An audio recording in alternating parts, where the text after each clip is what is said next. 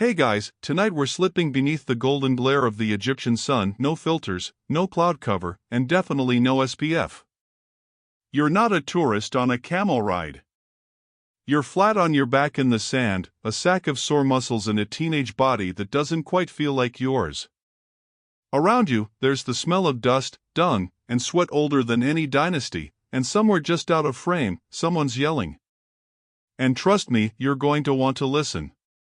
You've just woken up as a laborer at the base of the Great Pyramid of Giza, 4th Dynasty, Old Kingdom Egypt. It's early morning, but not cool. The kind of heat that feels like it's been waiting just above your skin all night. The kind that doesn't ask permission before settling in your bones. So, before you get comfortable, take a moment to like the video and subscribe, but only if you genuinely enjoy what I do here.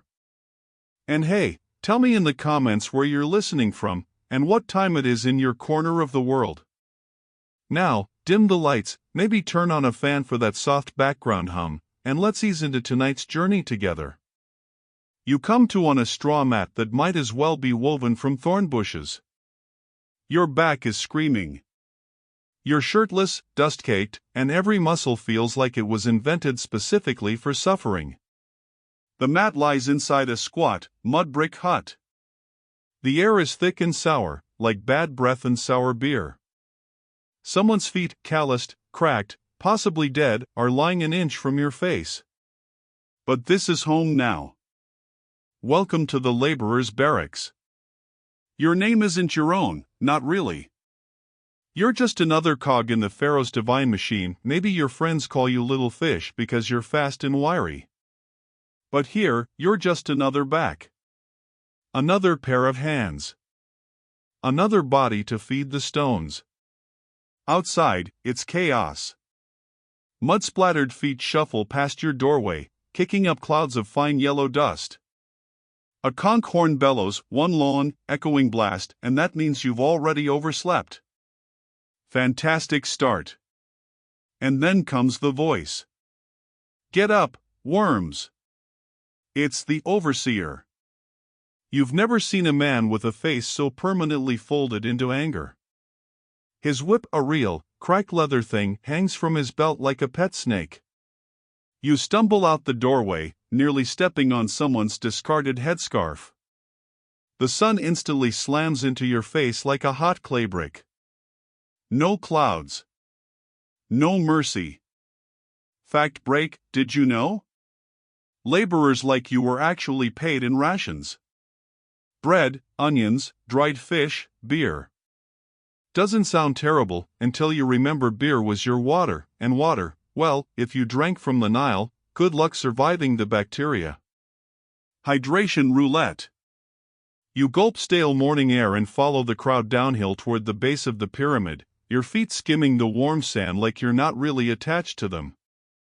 You pass hundreds, maybe thousands of others, all in linen loincloths or worn kilts, skin darkened not just by sun but by 100 days like this one.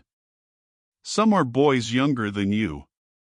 Some are old enough they look like they've built every brick themselves. And that pyramid, it towers. Not finished yet, but already terrifying. Each block of limestone is taller than your chest. They say it'll touch the gods. You think it already has. You cough once, then again. Dust goes deep. Someone's cooking fish heads over a clay brazier nearby, your stomach lurches. Hunger's part of the uniform. Quirky fringe detail?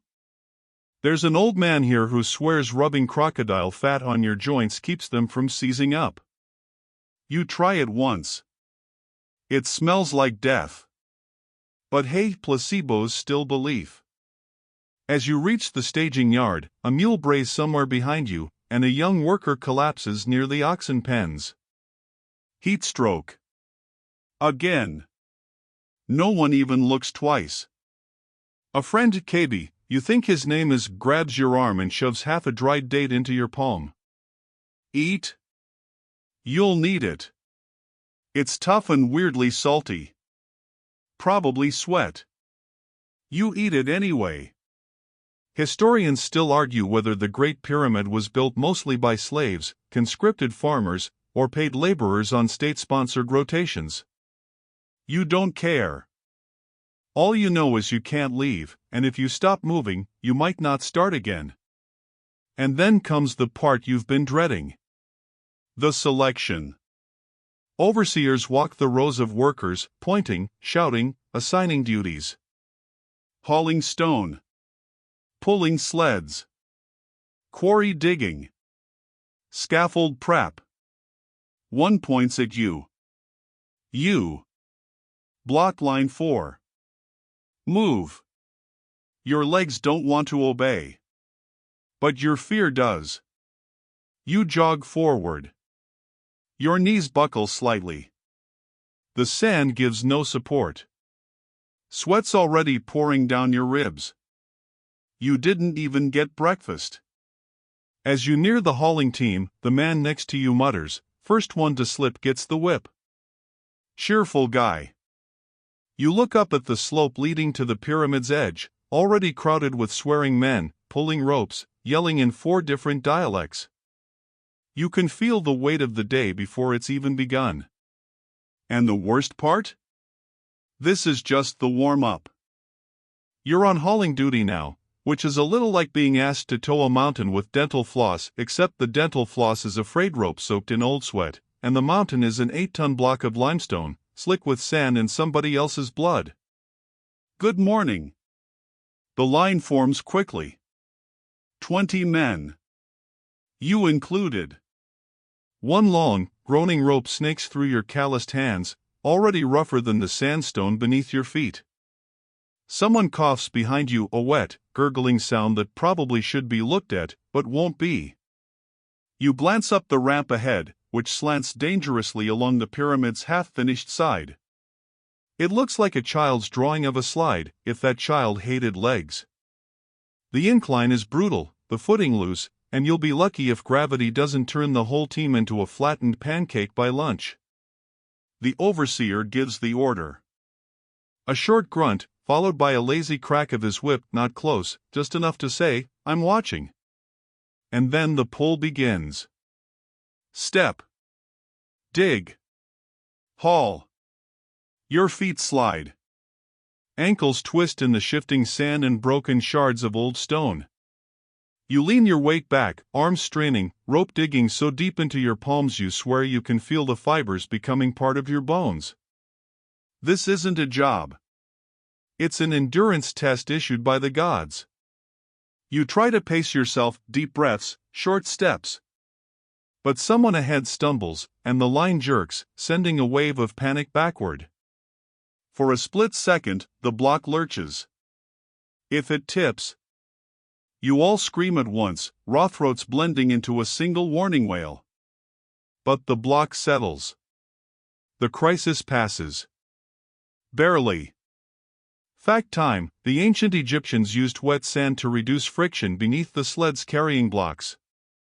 Laborers would pour water ahead of the load to make the sand slicker, ingenious, but also dangerous. You just watched it try to kill someone. A man next to you mutters a prayer to Ptah, god of craftsmen. Another kisses a scarab tied around his wrist. You just focus on not collapsing. Now the real climb starts.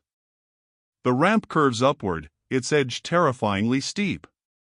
The sun is no longer behind you, it's right above, merciless and bright, as if Ra himself decided your skin needed some extra attention. The block grinds against the ramp, sending vibrations through the rope like growls from a stone beast. You feel every ounce of its weight in your back teeth. Your breath becomes a hiss. Not rhythmic. Not calm. Just desperate. And then comes the worst part: you lose your footing. Just for a second. Your heel slides. Your knee buckles. You drop forward onto your forearms, the rope yanking hard enough to slice skin. A chorus of shouting erupts behind you. Keep it straight. Don't stop. Move. Someone hauls you up by your elbow. It's KB again, his face drenched, his eyes wide. You're going to get us all flattened. You nod. Can't even speak. Your heart's trying to escape through your ribs. Quirky detail incoming, one guy on the team wears a strange necklace made of fish bones and beetle wings. Claims it wards off the pyramid's hunger. Honestly, you're starting to think he might be onto something. You resume the pull. Step. Drag. Grit your teeth. Again. Your mind drifts, not far, just far enough to remember that morning. The conch call. The brief dream you had before waking up. You were floating, weightless. Peaceful. Probably your brain's way of reminding you that nothing here is. There's a sharp whistle. Another shift team passes you heading back down the ramp, hollow-eyed and limping. They glance at your group with what looks like pity, or is it just relief that it's your turn, not theirs? Historically debated point, Egyptologists still debate whether massive ramps encircled the pyramid in spirals or shot straight up one side. Both theories have fans. Either way, both involved backbreaking climbs like this one. You vote for teleportation. Midway up, the smell hits you. It's not rot. Not exactly. Just old. Like centuries of sweat soaked into every crack of every block. Maybe it's your own stench rebounding. Maybe it's the stone, remembering everyone who's ever bled on it. You reach the top of the ramp, or what passes for a top, where ropes change hands, and teams rotate. A man with a missing ear and more scars than face shouts, "Leave the rope." Step back. You do. Your fingers scream in relief. Your shoulders twitch uncontrollably. You want to sit. Or lie down. Or evaporate. But no. The moment the rope leaves your hands, you're directed toward a new task, block placement. You blink. Already, is all your body can say. This isn't just stacking stone. Each block must align perfectly, fitted like bone into bone. One slip, and it's not just a bad wall, it's collapse. They'll know who messed up. And they won't forgive it. A young boy, a runner, rushes past with a clay jug. You catch a swig. It's lukewarm beer. Sour. Possibly alive. You drink it like nectar. Then, your job, guiding the massive block into place, coordinating with 4 others using nothing but hand gestures, calls, and centuries-old curses. Your hands press against the sun-baked stone. It burns. Someone snaps, left side up. Up. You push. Adjust. Listen for the dull thunk of perfect contact. The block nestles into position. A cheer goes up, quiet but genuine. 1 down. 800,000 to go.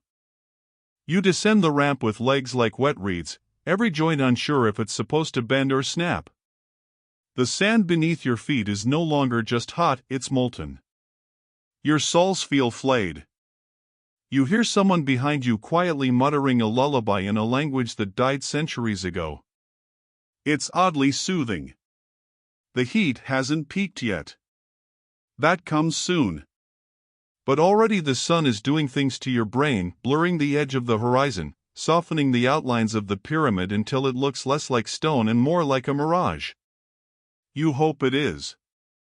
You hope none of this is real. You're herded now with a group toward the edge of the desert where a quarry waits, scooped out of the earth like a wound. This is where the blocks are born, where limestone is yanked from the guts of the land and shaped into perfect oblongs by men with arms like tree roots and tempers like fire. Your job? Join the line passing out the smaller fragments, chunks too weak for the main pyramid but needed for the ramps, the supports, the staging. You move them from the inner quarry to the staging pile. Over and over. Did you think hauling was the worst job? Cute. Quarry work is where fingers get crushed, where loose rock breaks toes, where the sun bakes you from above and the stone reflects it right back at your face like a mirror of agony. You pick up your first fragment. It's heavier than it looks, somehow. The texture is sharp, jagged edges biting into your palms. You've barely lifted it when the overseer shouts, "Double time!" Your pace stutters. You pick up speed. Step. Heave. Drop. Return. And again. And again. It's only been 10 minutes, and you're already hallucinating the shape of your bed mat in the sand. Spoiler, it's not there. Fact time, contrary to popular myth, the pyramids weren't made only from massive blocks. Tons of smaller limestone fragments were packed and arranged in supportive rolls. It wasn't just brute strength, it was coordination, engineering, and endless manual labor. The man beside you, older, limping, leans in between loads. Ever hear the bones talk?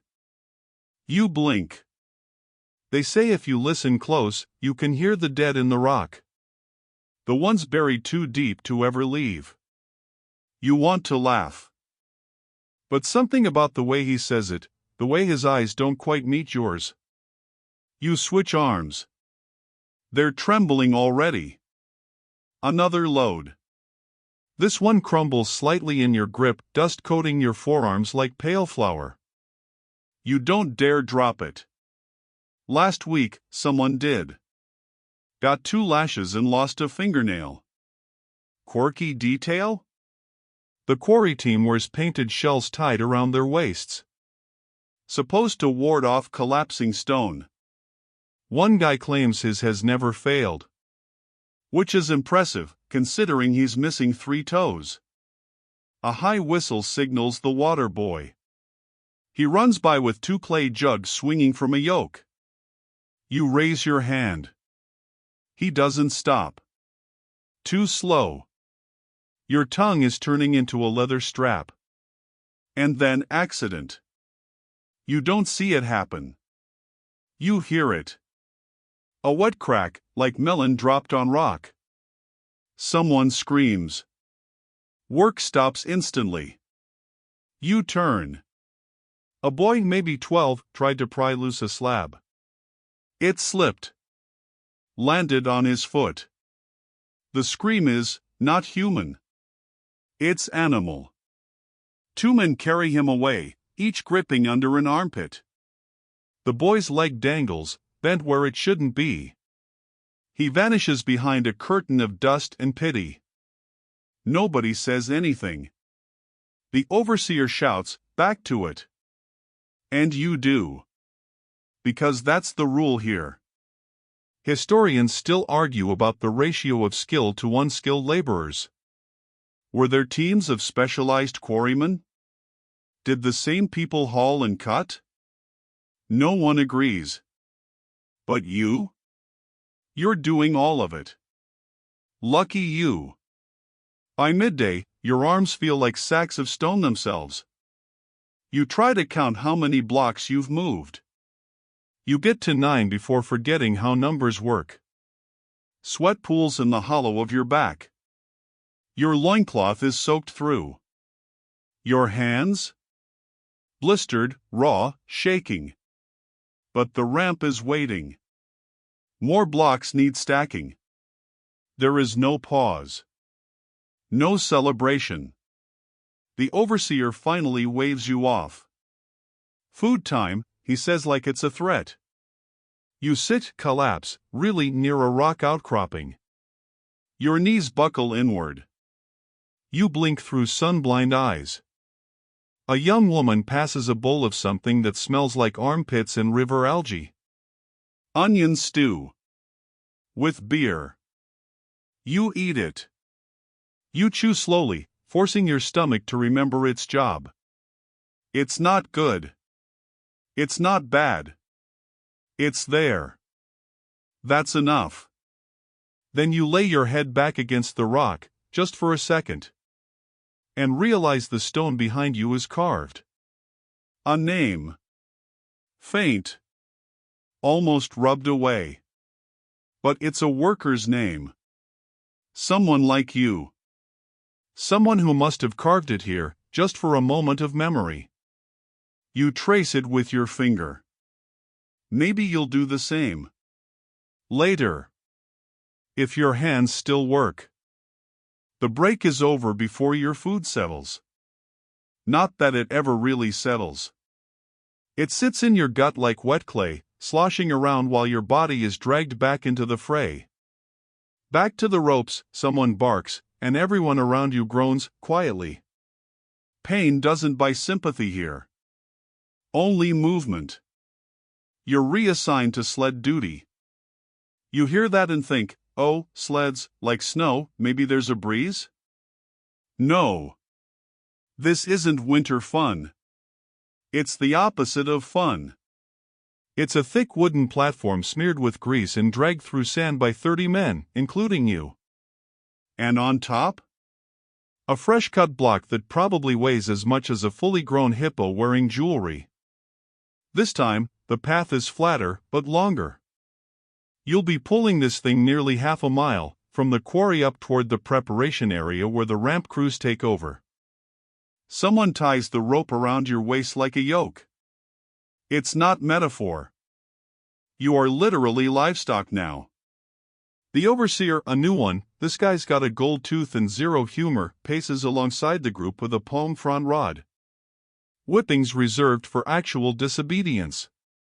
This is for motivation. And you need it. You lean forward. Feet dig. Ankles twist.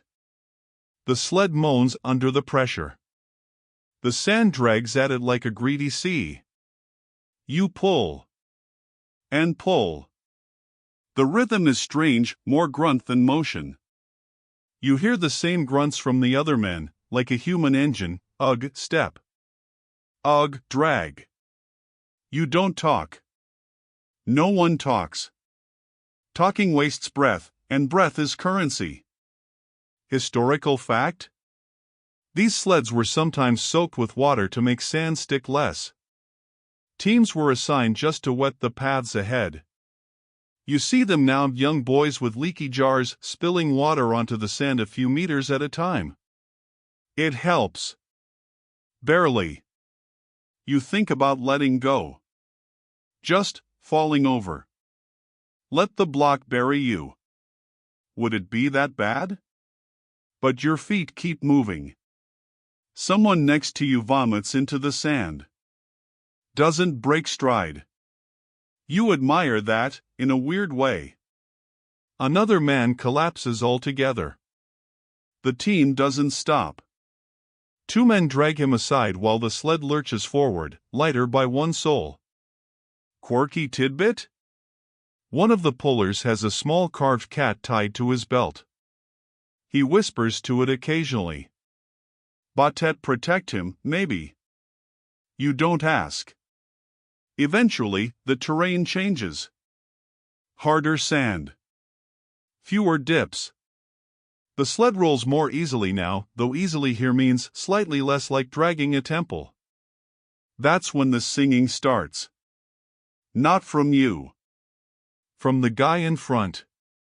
A deep, gravel voice, half-cracked from the sun, starts humming an old labor chant. Something about bulls and honey and rain that never comes. One by one, others join in. It doesn't make the stone lighter. But it makes it feel less lonely. And maybe that's something. You reach the end of the hall. You're trembling. Your legs barely respond. But the sled is here. The block made it. One man falls to his knees and kisses the sand. Another just throws up again.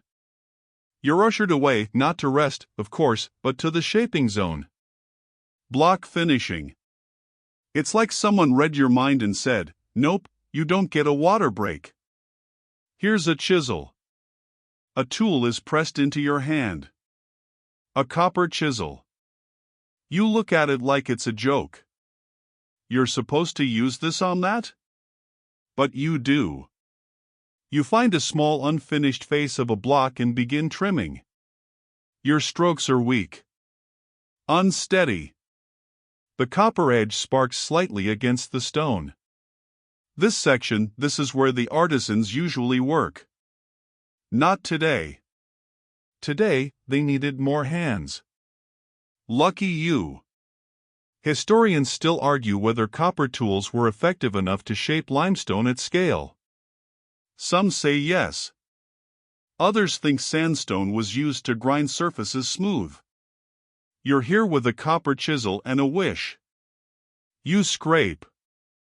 You pound. You sweat. Little by little, a corner begins to smooth. The sun has passed its highest point now. The shadows are stretching, skinny and long, like tired arms reaching for night. You envy those shadows. Then comes the tremor. A low vibration. Barely there at first. Then stronger. You pause. Others do too. A loud snap echoes across the staging yard. Scaffolding. You all turn in time to see a cloud of dust bloom from the side of the pyramid. It's like watching part of the sky fall. A wooden platform, high up, just gave out. Men were on it. Screaming now. You can't see how many. You don't want to. Work halts again. Just for a moment. Then, back to work. Someone groans. Not in pain. In disbelief. But you obey. Because you always do. Later, you'll hear how many died. Or maybe you won't. Maybe no one will tell you. Maybe they'll just hand you a shovel. Because that's the real rule. When someone falls, you build over them. Lunch is a formality. A joke whispered by the sun. You're herded toward the shade, what little of it exists, beneath a canopy of faded cloth stretched between two poles. It sags like your spine. A few dozen workers crowd underneath, knees buckling as they slump onto rocks or straight into the dust. Some don't even sit, they just lie down, eyes open, waiting for the next shout. A pair of servers appear, carrying 2 large jars and a basket of something steaming. Sort of. You can't tell if it's heat or just the smell wafting off it. Your turn comes. 1 clay cup of beer. And a clump of onions. That's it. No bread today. The ration baker fell ill yesterday, and no one picked up his slack. He might be dead. Or just hiding. You'd hide too, if you could. The beer is cloudy, lukewarm, and gritty. You drink it like it's ambrosia. You don't even chew the onions, just bite and swallow, fast enough not to taste. Fun fact, Egyptian beer wasn't bubbly or frothy. It was thick. Closer to a drinkable porridge made from half-fermented bread mash. It did the trick, nutritionally and emotionally. If you drank enough. You swish your cup clean with the last drop. The aftertaste is like moldy barley and goat breath. Your stomach gurgles. Loudly. Everyone's does. It's a symphony of indigestion. But you all eat anyway. You have to. If not for energy, then at least for the illusion of it. Nearby, 2 men argue quietly over onion sizes. It sounds petty, because it is. But rations are status. A bigger onion might mean favoritism. Might mean you're less expendable. Quirky detail? Some workers believe the onions are sacred. That they keep the soul anchored to the body. That's why you eat them before dangerous shifts, to stop your spirit from wandering off too soon. You lean back against a rock wall, letting your shoulders slide downward like you're melting. You think about sleep. For just a second. Then someone kicks your foot. Don't lie down. You lie down, you don't get back up. You believe him. A boy named Meku, maybe 13, sits beside you, legs trembling. He offers you a sliver of dried fish wrapped in palm leaf. You hesitate. He grins through cracked lips. Not poisoned. Probably. You eat it. It tastes like old seaweed dipped in salt and regrets. But it helps. The beer's already going to your head. You feel floaty. Just enough to take the edge off the pain in your arms. Across the canopy space, someone hums a song in minor key. You recognize it. It's the same one the rope team sang earlier. A work song. But slower now. Lethargic. Like a dirge for a still living body. Historians still debate the caloric intake of workers on pyramid projects. Some say 4,000 calories a day, others argue far less. From where you sit, gnawing an onion like a dying rat, it feels closer to 400. The overseer returns. He's holding a stick of incense like a royal. He waves it once, theatrically. Breaks over. Everyone groans. You stand. Legs wobble. Vision narrows. Your head swims with the scent of fish, sweat, and something unplaceable like burning straw and river rot. But your hands move automatically. You follow the crowd, barely aware of your own footsteps. You're shuffled now toward the mixing pits. Ah, yes. Mud duty. This is where the mortar is made: sand, water, and powdered limestone. Pits churned by barefoot workers until they're more sludge than man. And now you're one of them. You step in. Instant regret. The mud sucks at your ankles like a living thing. Cold at first, then almost scalding where it meets sun-baked skin. You sink nearly to your calves. Your task? Mix with your legs. That's right, step, stomp, swirl. Over and over. You're a human paddle. You try not to think about what else might be in here. Dead skin, toe blisters, maybe worse. KB appears beside you, equally horrified. At least it's wet, he mutters. Then trips. You laugh. You actually laugh.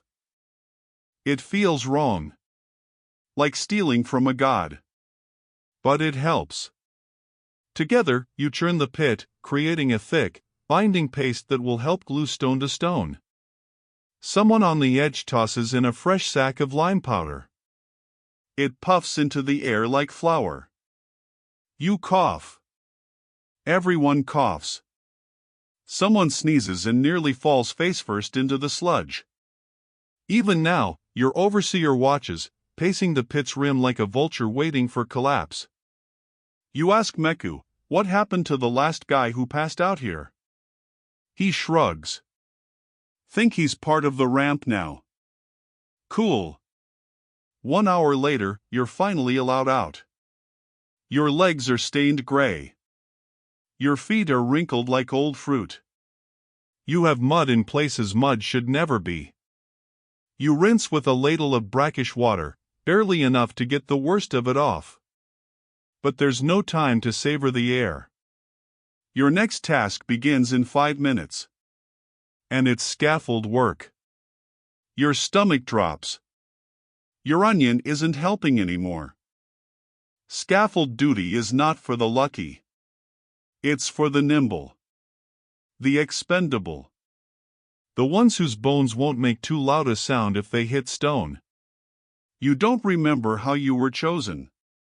Maybe you didn't stand far back enough. Maybe KB nudged you forward. Or maybe the overseer just liked the way your legs didn't look completely broken. Yet. You're handed a crude harness, a loop of fraying rope you tie around your chest with no idea if it actually does anything. It dangles more like decoration than safety. The scaffold itself rises alongside the pyramid like a skeletal appendage, crooked and rickety, made from timber dragged across deserts, lashed together by men who might have been drunk or just optimistic. You climb. Each rung creaks beneath your weight. The wood is hot, dry, and splintered. Your palms are still raw from the morning. Now they're just open invitations. You make it halfway before the world shifts. The wind picks up. It smells like dust and sunburn. You glance down. Mistake. You're at least 5 stories high, though there's no such number yet. Just height. Just fear. You press your back to the vertical beam, trying to breathe evenly. Someone below shouts, "Block incoming." You flinch. A massive slab is hoisted upward via a pulley system manned by 15 workers below. It swings slightly in the wind, dangling above you like judgment. Your job? Help guide it into place. From up here. With your hands. Cool. You shuffle sideways along the narrow boardwalk, toes gripping like claws, and station yourself near the placement gap. Another worker meets your gaze. His face is sunken. He nods once. No smile. Fact check: historians still can't agree on the exact scaffold methods used during pyramid construction. Ramps? External staircases? Internal chambers? But temporary wooden scaffolding, though rare in records, is increasingly suspected for certain fine detail tasks. You brace yourself. The block rises. And swings. Too fast. Too wide. Pull it back, someone yells. The pulley jerks, overcorrects. The block slams against the beam 2 feet from you. The entire scaffold quivers. You taste adrenaline. It's metallic and awful. The worker beside you loses his footing. For a moment, it's slow motion, his arms flailing, his mouth forming a word that never arrives. He hits the next level down with a thud and rolls off the edge. Gone. No scream. No echo. Just dust. You freeze. Everyone freezes. Then the overseer shouts from below, "Get it back up." Because that's the rule. You blink sand from your eyes. Swallow the bile rising in your throat. Then reach for the ropes and do your job. The block is pulled into place. You and the others nudge it, guide it, whisper to it like it's a temperamental animal. When it settles snug, flush, perfect, someone breathes, "Good." But no one smiles. You stay up top for another hour. Maybe 2. Time becomes mush. The sun moves, but not fast enough. Your lips are cracking. Your back is on fire. At one point you think you hear your mother's voice, but your mother's been dead in this timeline since before you were born. Quirky detail: some scaffolders carry dried lotus petals in their waistbands. Said to calm nerves. You try it. It smells nice. Doesn't help. Eventually, you're told to descend. Your knees are noodles. Your arms are hummingbirds. You don't so much climb down as ooze downward, hugging the beams like a lover you're not sure wants you back. At the bottom, the sun is low. The shadows are long again. But there's no time to rest. You're herded toward the inspection platform. The master builder is coming. He's not Pharaoh, but close. He decides whether work passes or fails. Whether you go back to your barracks or to the pit. You wipe your hands clean on your kilt. Doesn't help. The builder arrives, surrounded by guards with spears taller than you and faces like river statues. The builder himself wears lapis jewelry and a linen robe so white it makes your own clothes look like compost. He says nothing. Just walks. Looks. Points. Once, he frowns. A man is taken aside. You don't see what happens next. You don't want to. Historians argue whether these inspectors were state officials or priest engineers tied to temple work. Either way, their word could end a career or a life.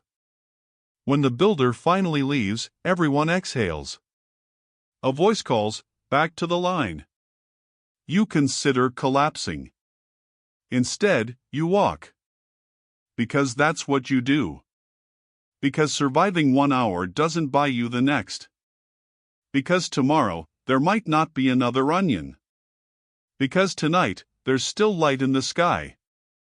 And still stones to move. You shuffle back into camp as the sky begins its slow melt into gold. The sun, less aggressive now, leans lazily toward the horizon like it's finally bored of watching you suffer. The light turns softer, yes, but no one mistakes it for mercy. Evening brings its own horrors. The laborers' camp is a crowded mess of huts, pits, broken tools, and bodies either sleeping, limping, or swearing. You pass a man lying face down in the sand, too still to be asleep. No one checks. You don't check. It's easier not to. The barracks stink worse than before. The heat has fermented everything: sweat, rotting bandages, spoiled beer. That one guy with a foot wound he swears is fine. It's not. You duck into the hut you call home. It's a low structure, mud brick walls, no door, and a reed mat for privacy. Inside, 6 bodies, barely room for 7. You're the 7th. You wedge yourself into a corner. The walls cool against your spine. Someone's already coughing in the dark. That's when you notice it, a hollow, rattling wheeze. Then a second. From the other side of the room. Meku. And the old man you've only heard called uncle. Both are pale, clammy, their foreheads beaded not with sweat but something worse. Fevershine. No one says the word. You don't have to. Disease. It rolls through camps like sandstorms, sudden, choking, unpredictable. Could be Nile fever. Could be heat rot. Could be the gods just picking favorites again. You press a palm to Mecca's shoulder. He shivers under your touch. We need water, someone mutters. And herbs. The priest herdsman had some. Good luck with that. The priest herdsman lives 2 blocks away and only treats the living barely. Unless you've got a fish, or a coin, or something shinier. Fact drop: archaeologists have found medical papyri with treatment recipes used by workers, including for infections, snake bites, and fevers. But treatment wasn't guaranteed. And if you were just a teen laborer, you were usually left to sweat it out. You grab a clay cup and make your way through the camp, dodging limbs and fly clouds. The air is thicker now. Like soup made from heat and filth. You reach the water line. It's not long because the water isn't good. Brackish. Warm. Pulled from a stone basin fed by runoff that's filtered through nothing but hope. You fill your cup. You're turning to go when someone stumbles into you. A man, barely standing, eyes bloodshot, lips cracked like baked mud. He grabs your wrist. Where's the tally master? He slurs.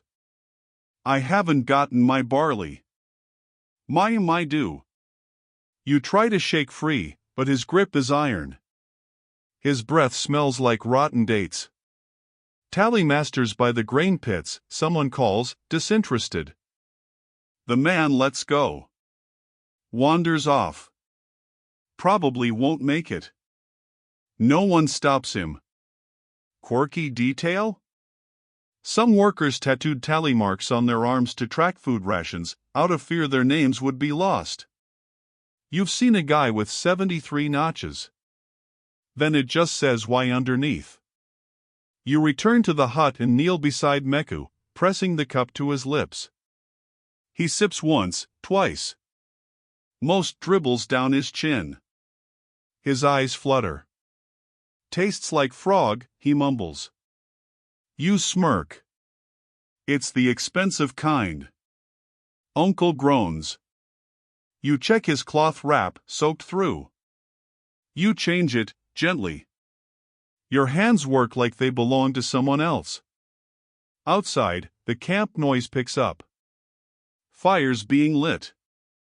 Voices, some chanting. The night crowd wakes up as the day crowd collapses. You lean back, exhausted. And then drums. Low, rhythmic. Not loud. But not ceremonial either. These are work drums. Emergency drums. Someone's shift got extended. A scaffold broke? A delivery's late? Doesn't matter. A team is called from the camp. 10 men. No names.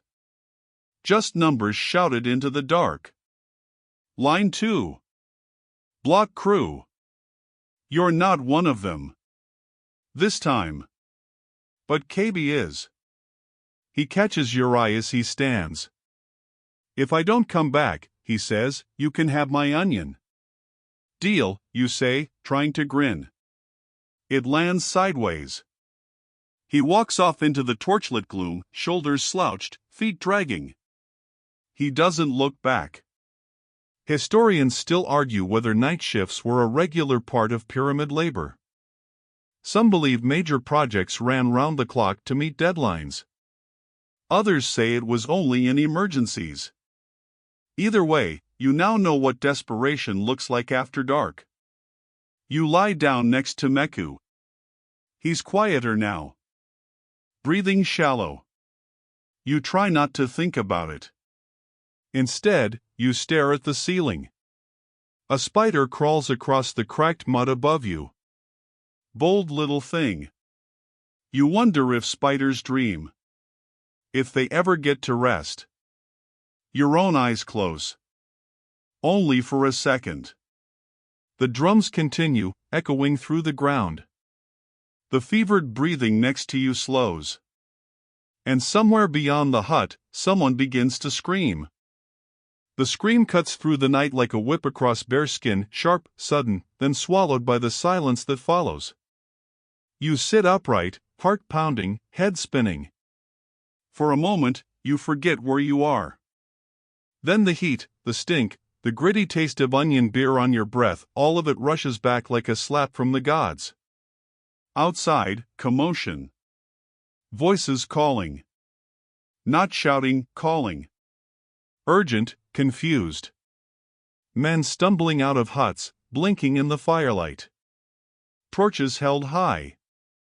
The smell of smoke and something worse, burnt flesh? You can't tell. You crawl to the entrance of your shelter and peer out. Across the camp, near the scaffold rise, there's a crowd forming. The overseer is there. So are 2 guards from the builder's retinue, rare this late. You step out, barefoot, legs still quivering from the day's work. KB. Your stomach tightens. He left not long ago. Night shift. You jog across the dust, weaving past half-sleeping forms, until you reach the edge of the crowd. You push your way in. Elbows. Quiet apologies. No one meets your eye. And then you see it. The collapsed scaffold. A section of timber, charred at the joints. It cracked, then caught fire from a torch spill. A dozen men were on it. 2 are visible now, half buried in rubble. 1 twitches. 1 doesn't. The torchlight flickers off stone, off sweat, off eyes glazed in shock. You search the faces. KB isn't among the living. Nor the dead. You don't know which is worse. Fact break, it's still debated how often construction accidents happened. Written records are scarce, and royal propaganda rarely admitted flaws. But skeletal remains near Giza show signs of blunt force trauma, shattered limbs, and healed fractures, proof that this work chewed people up and, if they were lucky, spit them back out. One of the guards shouts something in high formal Egyptian. The crowd parts as stretchers are brought forward, planks with ropes, crude but fast. As the bodies are lifted, someone whispers, "They didn't even finish the placement." "Won't matter," another mutters. "They'll build right over it." And they will. You turn back toward your hut, but something stops you. A flicker of movement beside a stack of limestone blocks. It's Kabi. Alive. He's sitting with his back against a slab, arms limp, one leg twisted strangely beneath him. His face is streaked with ash and blood. You run to him. "Kabi, hey. You're alive." He blinks slowly. Define alive. You kneel, check his side. No gaping wounds, but he's favoring one arm like it's made of glass. His breathing is fast. Too fast. "They dropped the block early," he murmurs. "Pulley failed. Ropes snapped. We all jumped.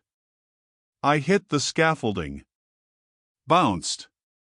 Don't remember landing." You fish a torn scrap of linen from your waist wrap and press it to his forehead.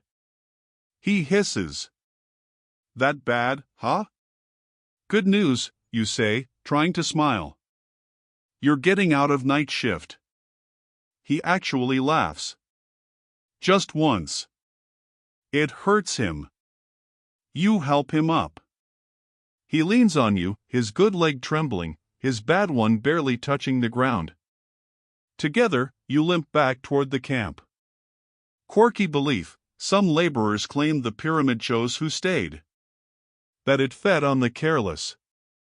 Others said it wasn't the pyramid, it was the gods watching from above, bored and cruel. Back in your hut, Meku is asleep. His fever's broken. His chest rises and falls, uneven but steady. You lay Kabi down beside him. Cover him with your own reed blanket. He whispers, "Thanks." You say nothing. You're watching the firelight outside play across the tent walls, turning them into shadow puppets, dancing workers, swinging pulleys, falling bodies. And then comes the punishment. A shout. 2 guards drag a man through the camp square. His tunic is soaked with something dark. Wine? No, not wine. Blood. He's the pulley runner. The one who managed the lift system. Someone had to take the blame. They lash him to a post. You can't look away. The overseer raises the rod. You count 3 strikes before you close your eyes. You hear more. Historian debate, punishment on pyramid work sites ranged from beatings to ration withholding. Some say it was harsh but regulated. Others argue it was arbitrary, dictated by whatever mood the overseer, or gods, was in. When it's over, the camp quiets. You sit with your back to the hut wall, knees pulled to your chest. Kabi groans in his sleep. Meku coughs once, then sighs. You feel every moment of the day in your bones. Not just pain, weight. The weight of stone. Of rules. Of silence. Someone hums again, far off. That work song. You hear the refrain now. Stone above, stone below. Where I fall, let no one know. You lie back, eyes wide, staring at the cracked ceiling. The pyramid looms in your mind. Still rising.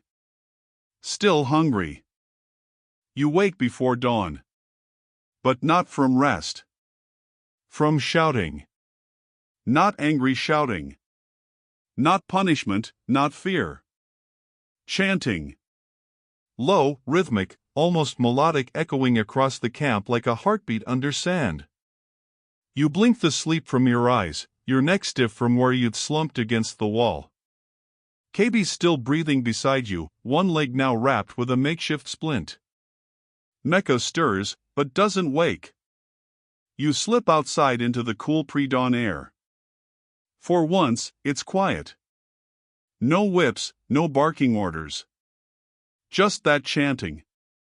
Carried softly by the wind from the far side of the site where the priests gather. You follow it, barefoot on sand chilled by the night. Your feet whisper against the ground. You pass other workers doing the same. Silent. Curious. No one speaks. No one is told to come. They just do. You arrive at the ritual ground, a cleared area surrounded by upright stones and oil lamps flickering with fish fat flames. A dozen priests stand in a circle. Their robes are freshly washed, their heads shaved. One of them holds a sistrum, a rattle used to summon the goddess Hathor. And in the center of the circle? A single block. Not just any block, this one is covered in red ochre symbols. Freshly painted.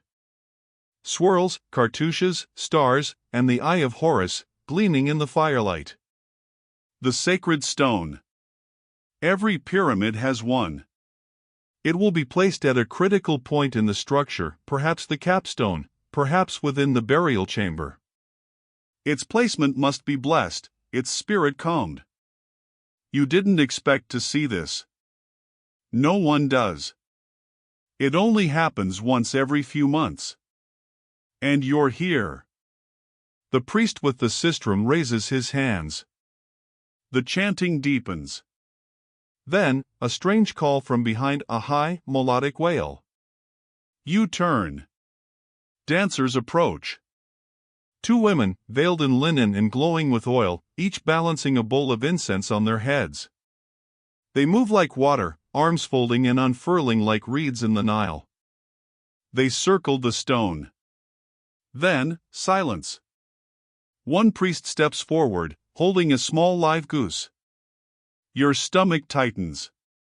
He mutters a prayer to Thoth, the god of writing and wisdom, then to Osiris, god of the dead. The goose is laid upon the stone. A quick motion. A blade. The chanting resumes as blood spills down the sacred surface, soaking into the symbols. The stone is consecrated. Or, fed. Historical fact, rituals like this weren't just for show. They were essential to the Egyptian worldview, anchoring the divine to the physical, ensuring balance, ma'at, was maintained. Every stone placed was a cosmic act. You feel goosebumps rise. Not from the cold. From something else. The way the flame flickers. The way the stone almost hums. Quirky note, some old workers believe that one sacred block in each pyramid houses the soul of the structure, that it watches the laborers, remembers them. That's why they bow when it's moved. And now, they move it. Very carefully, the priests step aside as a hand-picked crew of elite stone handlers, clothed in ceremonial white, begin attaching ropes to the block. They won't place it today. It will be stored, watched, protected until the time is right. But still, the ritual marks a shift. A milestone. And everyone knows it. The pyramid is more than halfway complete now. You return to camp as dawn breaks. KB is awake. Where'd you go? You sit beside him. Saw the priests. He groans. Did they bless my leg? You shrug. Close enough. Mecca stirs. Coughs. Says, I dreamed I was flying. You smile. Enjoy it. You're back on mud duty tonight. He groans too. Your stomach rumbles. Someone hands out morning rations, dry barley bread and more of that chewy, oversoured beer. You eat in silence, the image of the sacred block still vivid in your mind. Then, horns. The shift begins again. No one complains. Because no one expects anything else. You're sent back to the outer rim today, helping build a storage platform. It's a relief. There's still lifting, sure, but it's woodwork, not stone. The platform's for grain jars and tools, but you overhear a whisper, it's also where they'll keep the sacred stone until it's needed. Which means you're building a shrine. Sort of. You feel proud. Almost. Until you slip. It's small. A missed step. Your ankle hits the edge of a plank. Pain shoots up your leg. You fall hard onto your side. You hear laughter. A few quiet chuckles. But then KB, hobbling over with a walking stick, says, "You all right, sacred platform builder?" You wince. You're not supposed to be out of bed. He grins. And miss the excitement? Together, you finish the platform. It's lopsided. A little crooked. But it stands.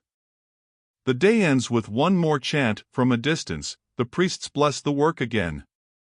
This time from atop the pyramid's current peak. The wind carries their voices down. As you lie back on the ground, sun setting, your face crusted with sand and sweat, you think. Maybe the pyramid does remember. Maybe it will carry your name. Even if no one else does. The moon is high. It hangs above the desert like a silver coin, indifferent and far too clean for this place. You stare at it through a haze of dust, lying flat outside your hut, cheek against the cool packed earth. You should be asleep. But tonight, you're too afraid. KB snoring, softly, leg propped against a reed bundle. Mecca's fever is back, mumbling in his dreams.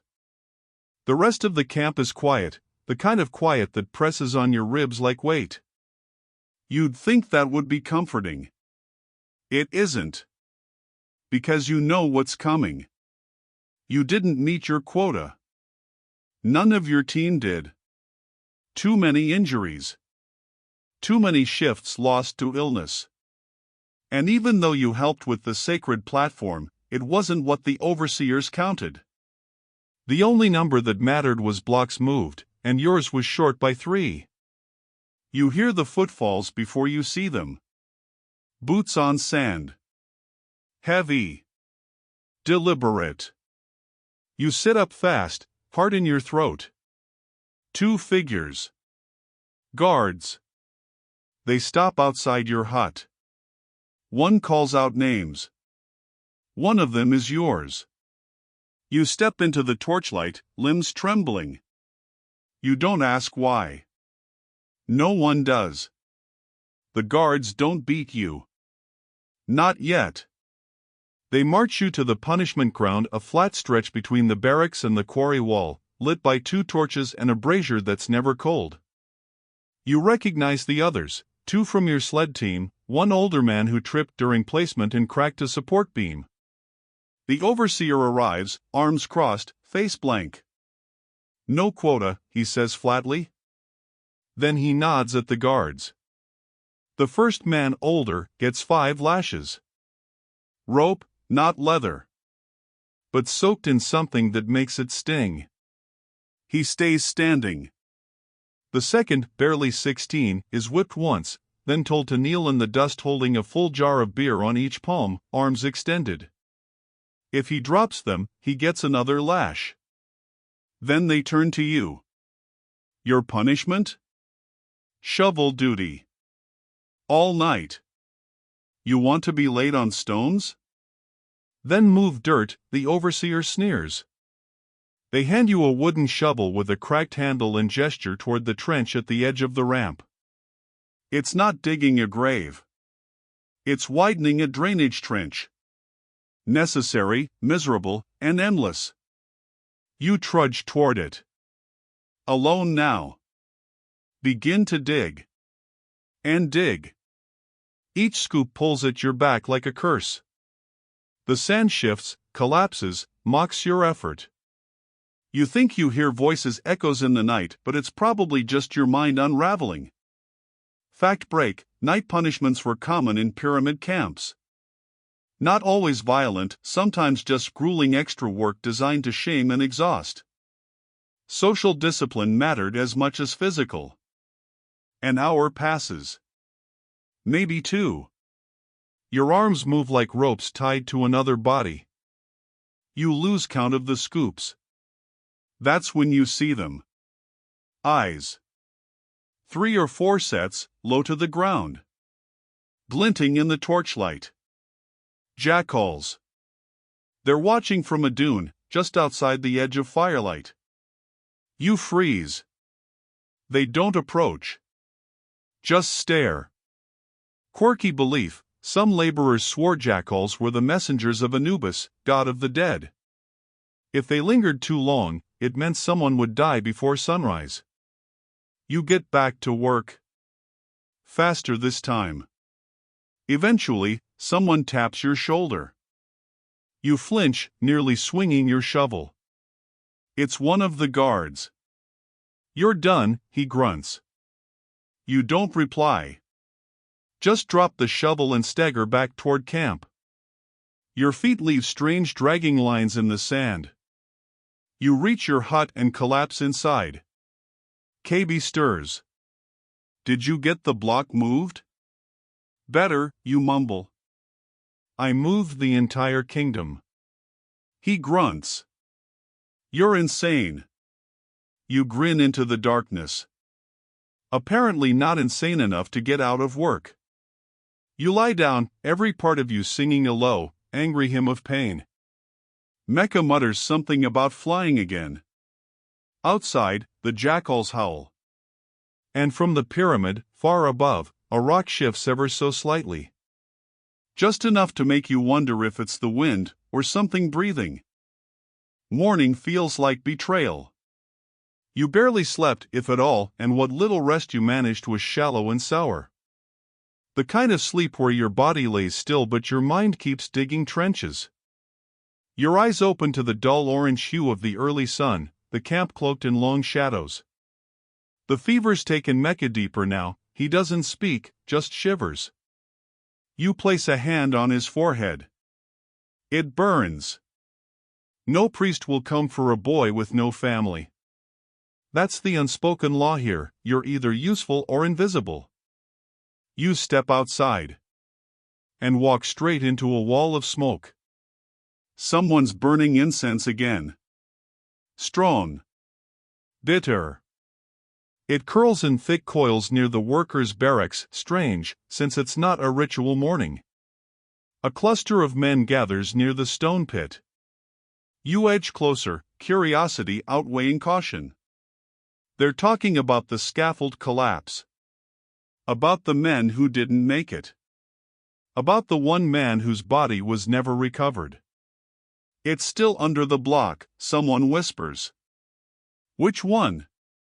No one knows. That's the point. A chill runs across your arms despite the rising heat. They say it wasn't an accident. That the ropes didn't fray, they were cut. The word sabotage passes from mouth to mouth like a flame. You freeze.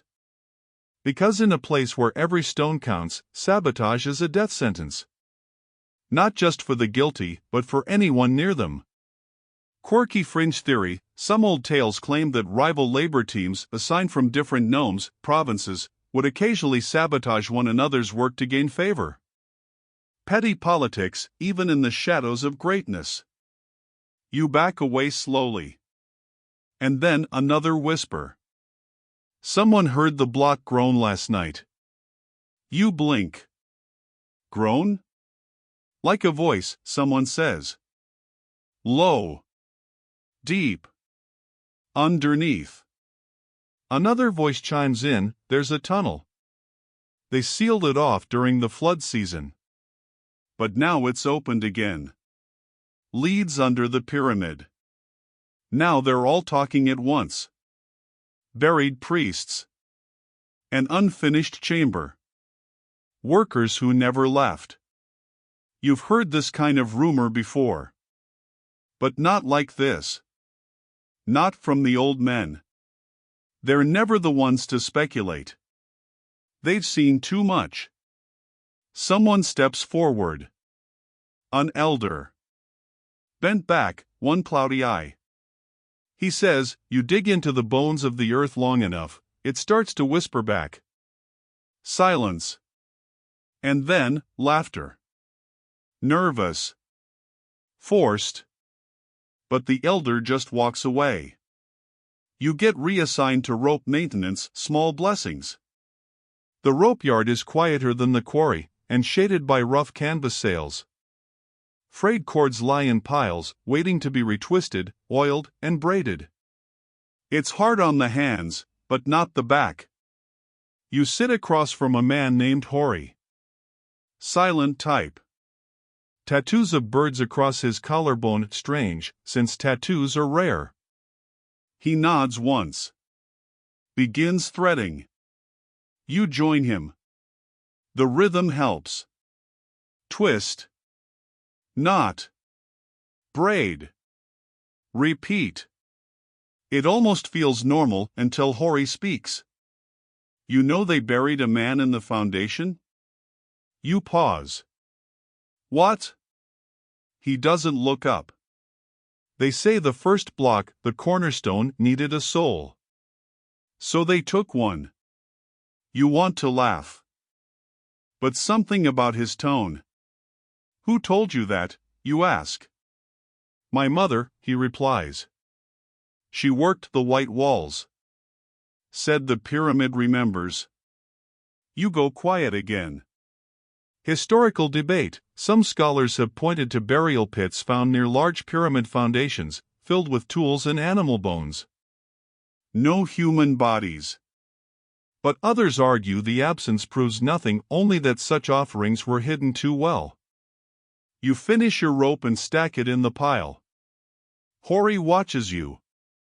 Then says, if you hear someone whispering from the stone, don't answer. That night, you can't sleep. Not because of noise. Because of quiet. The camp feels wrong. Still. As if something has paused. You lie there, eyes open, staring at the roof. And then you hear it. A whisper. Faint. From outside the hut. You rise slowly. Quietly. Step into the dark. No one is there. Just the wind curling past the scaffold. And the pyramid, high above, glowing faintly in the moonlight. But something flickers at its base. A torch? No. A figure. Standing still. Watching. Then it's gone. You step back into your hut. You don't wake Kabi. Or Meku. You just lie down. Eyes open. Waiting for the sun. You don't remember falling asleep. You only remember waking up suddenly, violently, like you were thrown back into your body from a height. It's still dark. And someone is screaming again. You scramble upright, heart pounding. For a second you think it's another accident. Another collapse. But it's not outside. It's inside the hut next to yours. A man stumbles out, barefoot, clutching his arm. Blood runs down from his elbow in a thin, dark ribbon. He keeps shouting one word, over and over. Bitten. You blink at him in confusion. By what?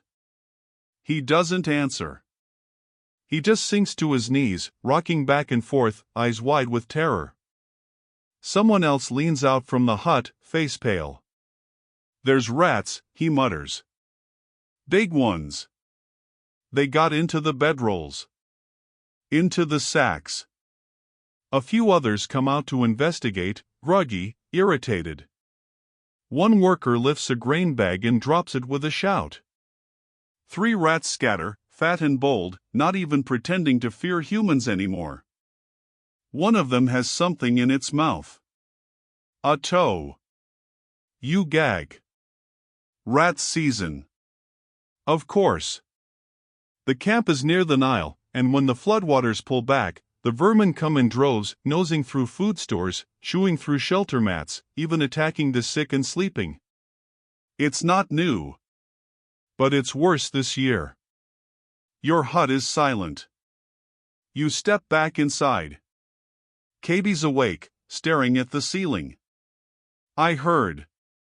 Yeah. Meku is sweating again. You lift the corner of his blanket. His foot is red, swollen. You don't say anything. Just press your hand to his forehead. Still burning. You spend the day in a fog of exhaustion. Not from work today, they've rotated you out entirely. Too slow, the overseer said, waving you toward the supply zone. You don't argue. Your task? Sorting tools. Mostly dull copper chisels and broken baskets. It's busy work, and you're grateful for it. Until you find the scroll. Not a real papyrus. Just a scrap of cloth, rolled up and stuffed beneath a pile of tattered linen. You unroll it. Symbols. Roughly drawn. Not quite hieroglyphs, not pictures either. Spirals. Circles. A crude eye. And lines, like stairs leading downward into darkness. You stare at it, confused. Hori sees you holding it. Walks over. Toss it, he mutters. Why? It's from them. Who? He lowers his voice. The burial team. You didn't even know there was a burial team. Sometimes, he says slowly, when they find bones, real bones, they don't tell the overseers. They mark it. Leave signs. You look back at the cloth. Why? He shrugs. Because if you speak about the dead, they might hear you. Historical mystery, to this day, no one knows exactly where the builders of the pyramids buried their own dead. Some workers' cemeteries have been found nearby, but the lines between laborer and sacrifice blur in the sand. You pocket the cloth. You don't know why. That night, you dream of the spiral. You're inside it. Not walking, falling. Downward, endlessly, past bones, past crushed scaffolds, past blocks with faces etched into their sides. When you wake, your mouth is full of sand. And someone is knocking on your hut. A boy, maybe 10. Eyes wide, barefoot. You're needed, he whispers. You follow him, dazed, to the southern wall of the camp. A group is gathered. A collapsed shelter. Underneath it, Meku. You fall to your knees, start digging. KB's already there, silent, pale, pulling reeds aside with one hand. You clear enough to see Mecca's face. He's not breathing. His hand is clenched around something. You pry it open. The scroll. The same one. But now it's got new marks scrawled over the symbols. You look closer. They're tally marks. 6. Then a line through. One word beneath them. Done. No one else sees it. You wrap the cloth again. Stuff it deep into your belt. Meku was buried by torchlight, in a shallow grave at the camp's edge. No ritual. No chant. Just sand and silence. And rats. You sit beside KB for a long time after. Did he ever fly? He asks. You nod. I think he did. You both stare at the pyramid, now taller than ever. Its outline jagged against the moon. Somewhere up there, another block will be set tomorrow. Another voice silenced beneath it. And still it rises. The morning sun doesn't rise so much as descend, a slab of white fire rolling down the sky, flattening everything in its path. Today, the air smells sharper. Less like dust, more like something hot left too long in a clay oven. You don't speak. Not to Kaby, not to the other laborers, not even to the water boy who spills half your beer ration into the sand and shrugs. Meku is gone. And the pyramid still rises. They reassign you to rope haul again, but your muscles ache with a new kind of weight. Not just exhaustion, grief. And something stranger. Something like suspicion. Because you've heard the whispers. About the scroll. About the man buried under the block. About the groaning in the stone. But there's something else today. A shift in the air. A murmuring that spreads even faster than the dust.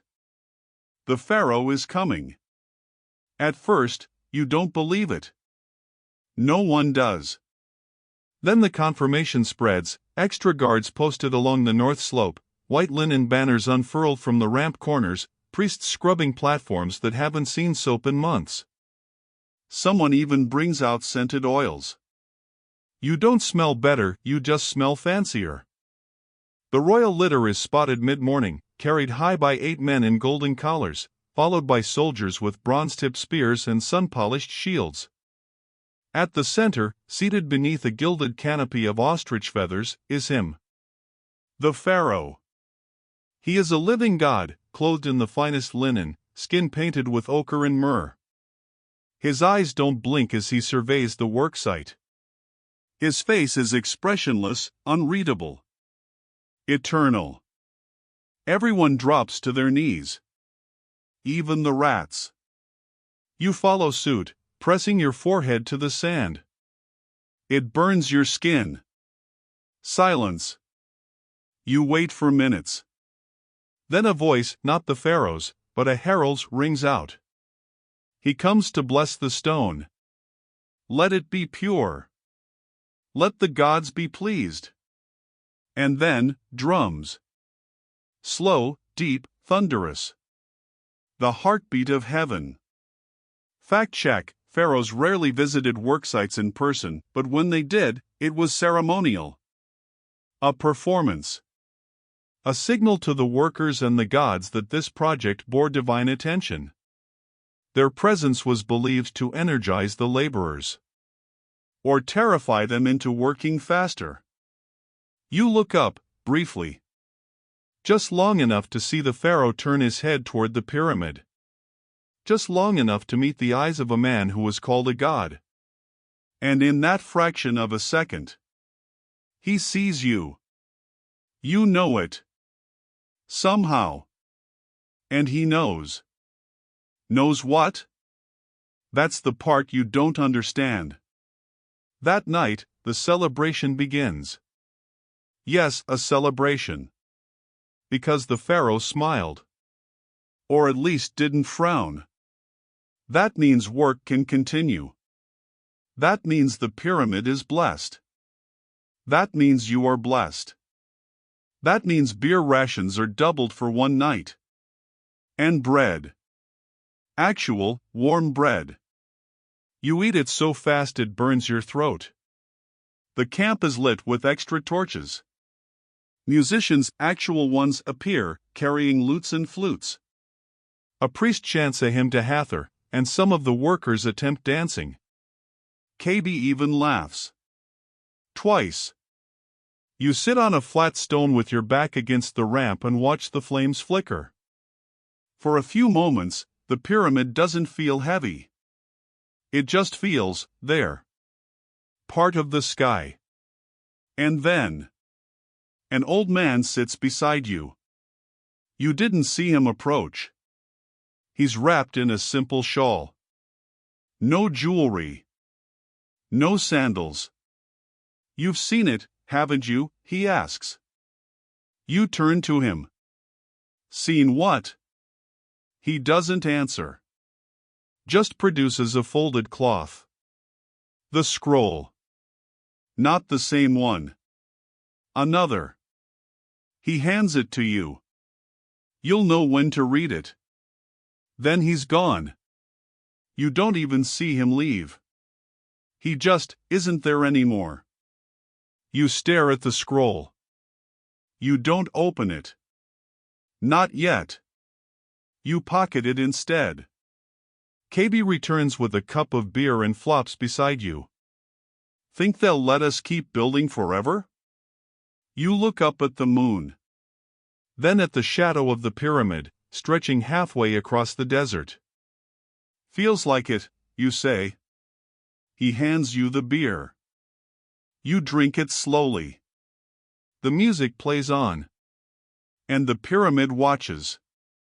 Always. You dream of the scroll. Not reading it, just holding it. It pulses in your hand like a heart. Heavy, warm, whispering your name in a voice that sounds suspiciously like your own. You're standing at the top of the pyramid, alone, wind howling around you, and the blocks beneath your feet begin to shift. Rearranging themselves. Forming steps. Downward. You wake to someone shaking your shoulder. It's not KB. It's a guard. Up, he grunts. Final shift. Daybreak load. You don't ask questions. You just move. Your body feels different today. Not stronger. Not weaker. Just disconnected. As if you're wearing someone else's limbs. The air is colder than usual. The sky's still dark, but glowing faintly at the edges. Pale blue bleeding into rose. The final ramp is nearly complete. The pyramid is almost capped. And today, your team is assigned the last load of the base tier.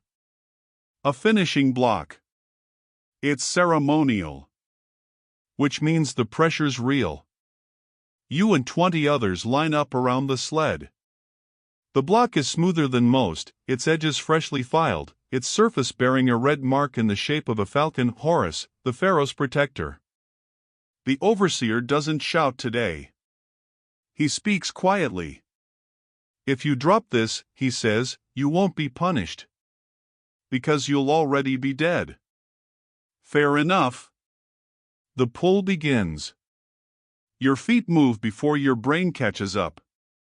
Step. Dig. Pull. Step. Dig. Pull. The slope curves inward now, tight, steep, winding like a serpent around the pyramid's growing shoulder. One misstep and the block could tip. Slide.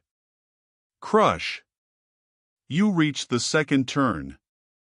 One man slips. Just a little. But the sled jerks. Everyone yells. But it doesn't tip. You keep going. By the third turn, your arms are numb. You can't feel the rope. Can't feel your fingers.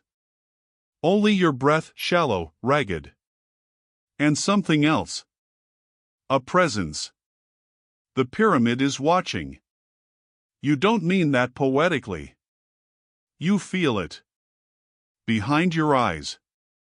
In your chest. The weight of stone, yes, but also of memory. Of thousands of hands before yours. Of names worn away. Of sweat dried into mortar. Of bones never retrieved. Quirky belief, some workers claimed the pyramid was a soul trap. Not for the dead pharaoh, but for them. That every stone sealed in a piece of someone. That it would rise on the backs of the forgotten. And remember. You reach the platform. The block is guided into place by hand. Slowly. Delicately. It lands with a thud. Not loud. Not jarring. Just final. Everyone steps back. No cheer. Just breath. And silence. The overseer nods once. Go. You return to camp. But you don't go to your hut. You climb instead. Not up the ramp, but around the base. Behind the quarry. Toward the sealed passage you once heard rumors about. The tunnel. No guards. No lights. Just a shadow between stones. You duck inside. It's narrow. Cold. You walk for what feels like hours, torchless, guided by the faintest lines of light from cracks above. Eventually, you stop. Because something is etched into the wall. Not writing. A symbol. A spiral. You reach into your belt and pull out the scroll. The new one.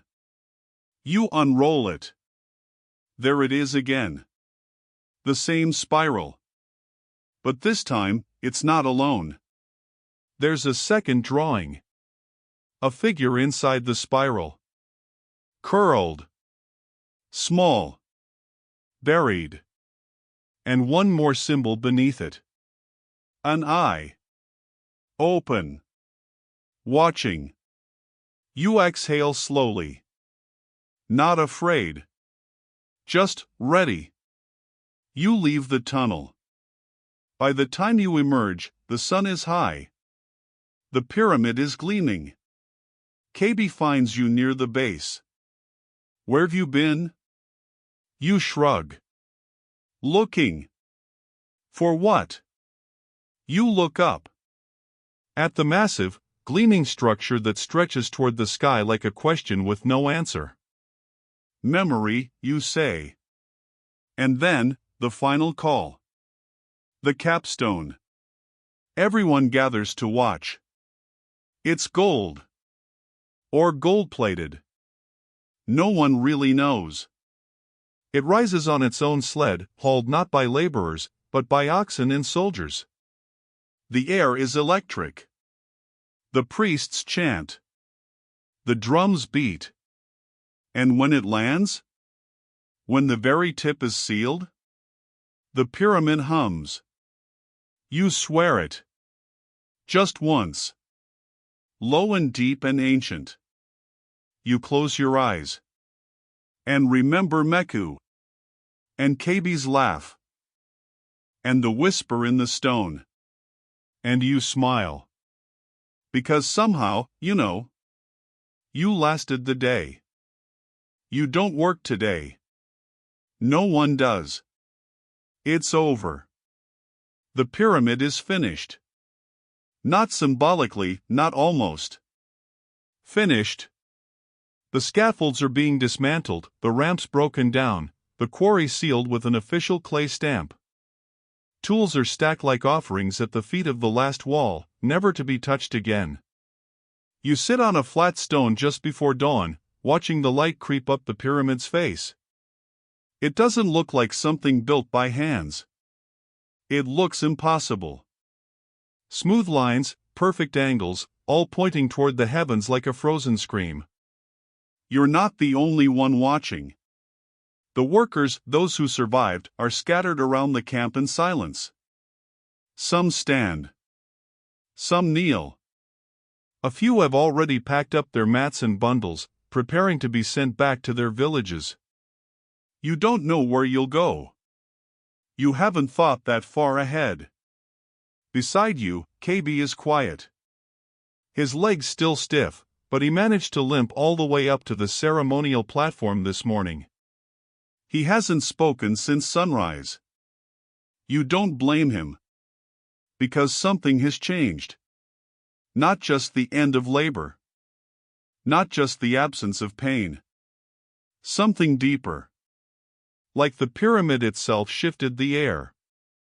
The priests chant one last blessing, quiet and short. They toss petals, light incense. One of them even nods toward you and KB, though you're not sure if it's respect or farewell.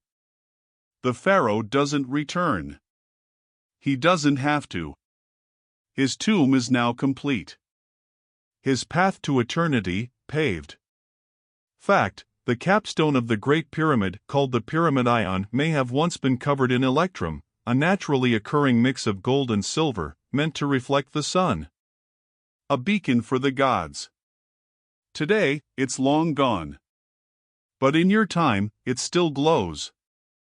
Later, you return to the hut one last time. You collect what little you have, a reed mat, a broken chisel, the scroll you never opened again. You tuck it away deep in your belt. KB watches you. Where will you go? You shrug. South, maybe. Near the floodplains. Build boats. He nods. Sounds less exhausting. You? He smiles. I think I'll stay. You raise an eyebrow. Someone's got to tell the story, he says. You both laugh, soft and tired. As the sun climbs, the workers begin to disperse. Some by order, some by choice. A few slip off in the night, wanting no ceremony, no parting words. Just distance. You walk to the base one last time. Rest your hand on the limestone. It's still warm. You close your eyes. You remember. The mud. The ropes. The song. The scaffold groaning beneath your feet. Mecca's laugh when he dreamed of flying. You breathe it in. And exhale. The wind carries grains of sand across your shoulders. The pyramid looms behind you, tall, eternal, indifferent. But you feel it just for a moment, as if the stone exhales back. You don't know what it means. But you walk away anyway.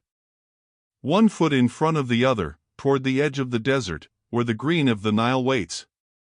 Toward whatever comes next. And as you walk, you whisper a thank you. Not to the gods. Not to the pharaoh. But to yourself. For surviving. Just one day. One impossible day. The wind is softer now. The sun a dim, golden blur behind closed eyes. Let your breath slow, just a little. Feel the weight of the sand slip away, grain by grain. No more blocks to carry. No more ropes to pull. Just the hush of history behind you. And the sound of your heartbeat, steady and light. Sleep well, builder of kings. You were there. And you came home.